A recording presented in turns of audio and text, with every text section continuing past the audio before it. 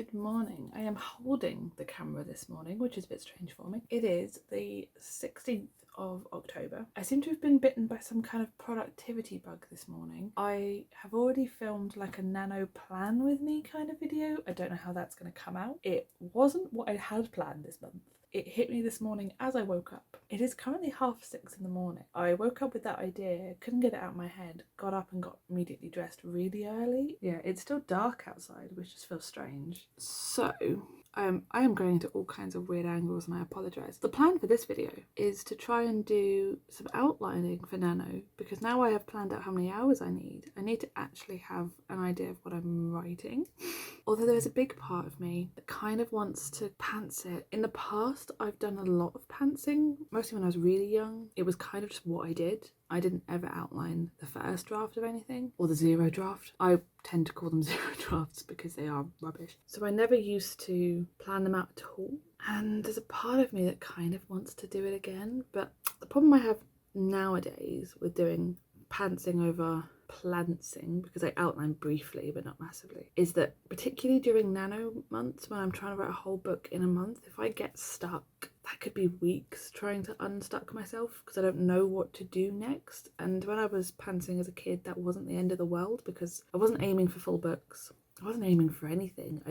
If the edge would hit me, I would sit down and write. And these days I'm trying to take it a little bit differently, and I'm trying to do more. I'm just trying to write more in general and write full books. I think the first thing I want to do, I want to go make coffee, but I made myself a coffee in the middle of the week and I can't work out if my heart was just racing because of the caffeine or whether it made me really anxious, so I'm trying to avoid caffeine for a bit. So I'm actually a decaf coffee. If I went and did a decaf coffee, like a big one, and then come and sit down and try and do like some Pomodoro on off kind of things, because we also have people coming around this evening, which will be lovely, but the house is currently, as I think I say in all my vlogs these days, the house is untidy. So I need to work around the flat and clean it up a little bit.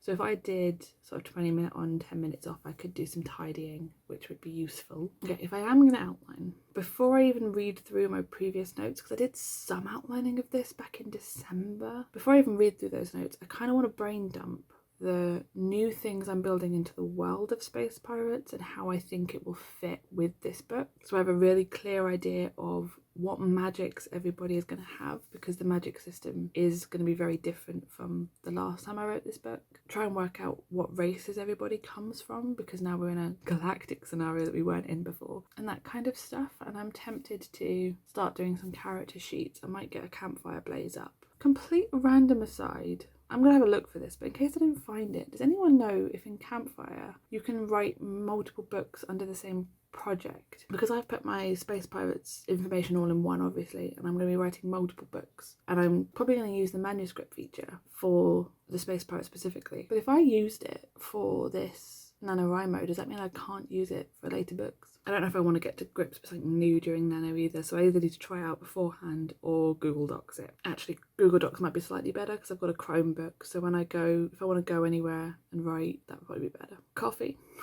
Might even get some food, and then we're going to try and do some outlining and some tidying. That's the plan for the day.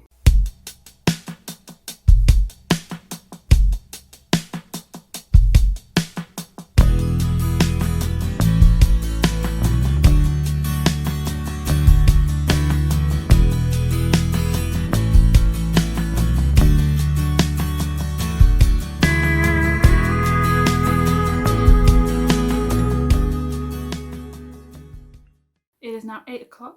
I have tidied one room to a pretty good standard, to be fair. We're pretty much there, I think, with this room. None of the rest of the house, but this room will do. And I've got a fair way into the outline. I'm using the Save the Cat, and I'm doing kind of broad strokes first, and then I'm going to break it down and try and work out like chapters and scenes. I've got to the fun and games. The problem I'm having, and I don't know if this is going to make sense, so I might end up cutting this out. Editing Nikki will tell me if this makes any sense. I have two ways I can write this. As in, I can have the bad guys be two different groups of people. Either I can have the bad guys be the same bad guys as my Space Pirates series, which causes me some logistical issues in the way the plot works. I may have to completely shift the plot itself because the circumstance, like the inciting incident, doesn't make sense if they're the bad guys. I could make it work, but it will change pretty much everything. Or alternatively, the bad guys could be the good guys in my series. How weird would it be though if I was to publish the standalone first with this particular group of people as the bad guys and then have my series where they turn out to be the good guys? I think I could justify it. There's maybe some nuance to this. I could have it so the bad guys are really bad guys. It's really obviously horrible in every way, shape and form. Or because this particular race is at war with who are going to be the bad guys in the Space Pirates book, can I make it so it is terrible, but you can see the pattern of justification that their brains used to get to that point?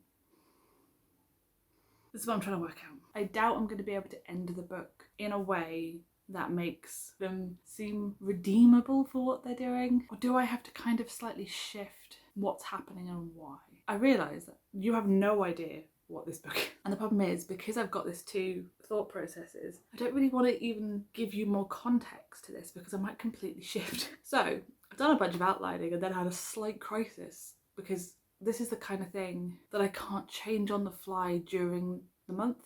This is a big foundational piece that I have to get in place. Who is the antagonist here? Is it a little bit of everyone? Because the Space Pirates books are morally grey at best. And the other thing that I'm slightly worried about is my Space Pirates books originally started as kind of YA. They aren't anymore.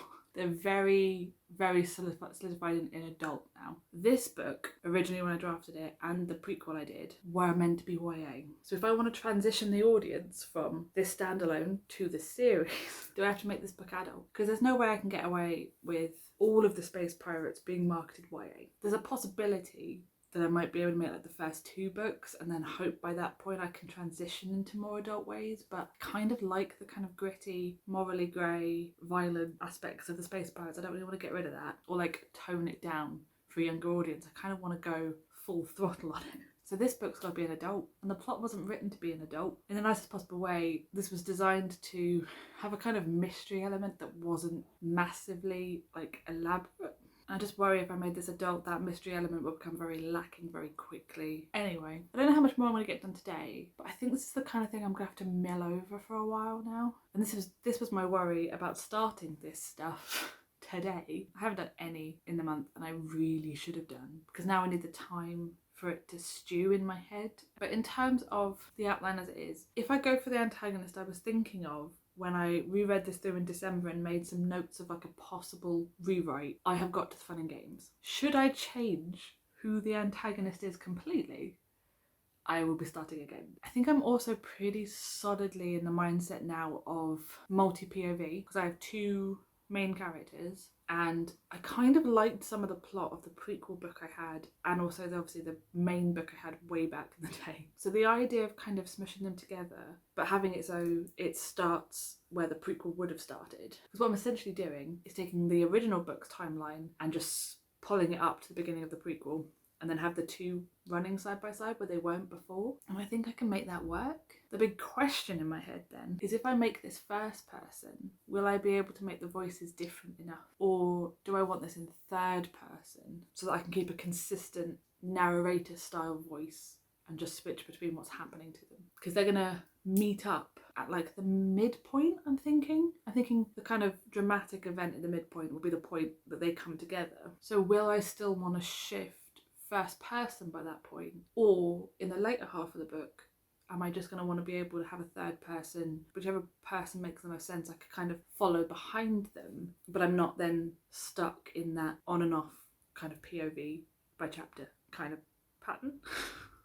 I feel like I am making absolutely no sense, which might be the theme of the day. I woke up way too early for this. All in all, I do feel a little bit better now that I have planned out NaNoWriMo, at least in terms of how many hours I'm going to need for the days I can do. If you haven't seen that video, I will link it in the cards and in the description below, so you can see how I kind of break down the amount of words, how many words per minute I think I might be able to manage, and then juggling it. But now I've got that in place, I feel a little bit better. But I'm also thinking, if this is an adult multi-POV elaborate story. 50,000 words isn't going to cut it. It might do for a zero draft, but it might also run longer than that. Thank you so much for watching. I'm Nikki Starr and I will see you in the next one. I do wish that I had the kind of brain though that could start writing and shift midway. My younger pantser brain would have been able to just take this and run, and if halfway through it I wanted to change it, my brain would have just managed it. Can't do it anymore. I appear to be an adult now.